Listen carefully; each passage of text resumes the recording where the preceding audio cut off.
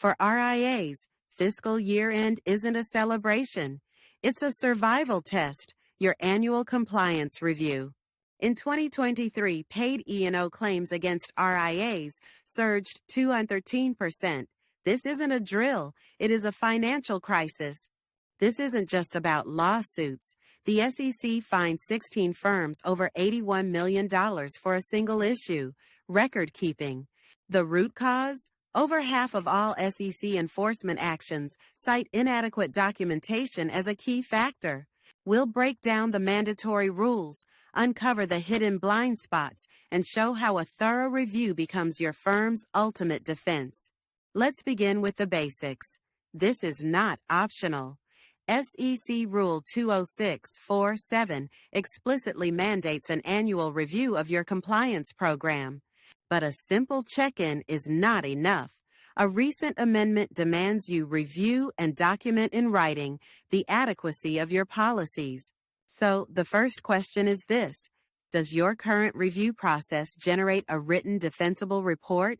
If not, you are already behind.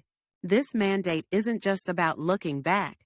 A proactive review positions you to handle new regulations and examiner priorities before they become problems. This approach doesn't just satisfy regulators, it safeguards your time. A strong review prevents the issues that trigger costly, disruptive repeat audits. But being proactive means knowing where to look. What are the specific blind spots and hot-button issues examiners are targeting right now? A primary reason firms fail is using off-the-shelf compliance manuals that don't reflect how your firm actually operates, making them useless in an exam. This leads to the single biggest mechanism of failure: documentation. Regulators operate on a simple principle: if it's not documented, it didn't happen. Consider every client complaint and trade decision.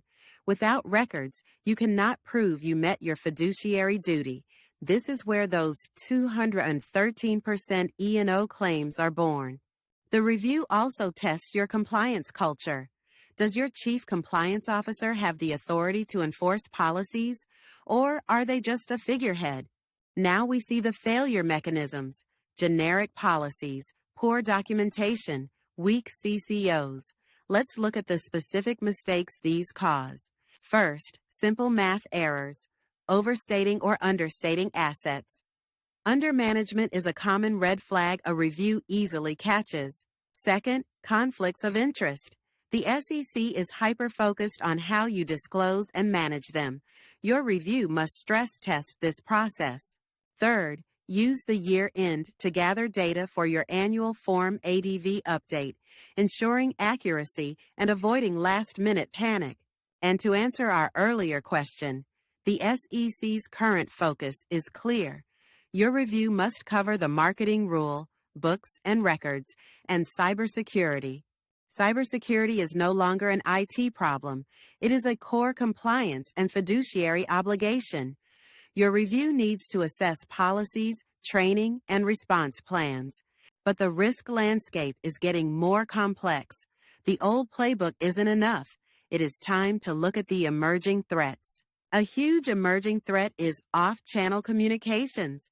Business conducted over text or WhatsApp is part of your official records, per the SEC. Failing to archive these conversations is a major violation, leading to multi-million-dollar fines. Your review must have a monitoring strategy. Looking ahead, by 2028, RIAs will be subject to anti-money laundering rules. You need to start building your AML program now. But the number one emerging concern is artificial intelligence. Most firms use AI without formal policies, creating massive undefined risks. Texts, money laundering, AI.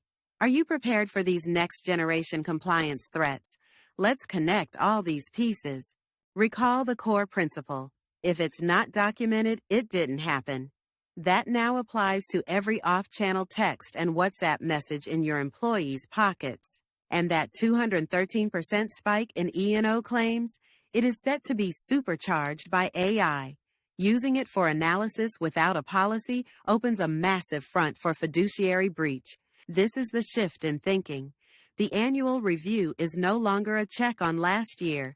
It is a strategic session to build defenses against the risks of the next 3 years. So the review connects everything. It fulfills the legal mandate, stress tests against common failures, and prepares you for complex future threats. The year-end compliance review is not a burden to be endured. It is a strategic process that mitigates risk and defends your firm's future. Getting this right does more than avoid fines. It protects your reputation and maintains the client trust that is the bedrock of your business. View every finding not as a failure, but as a chance to reinforce your defenses. Every gap you close is a crisis you have averted. Do not just check the box. Use your annual review to build a compliance fortress. The threats are real and evolving. Your preparation must, too.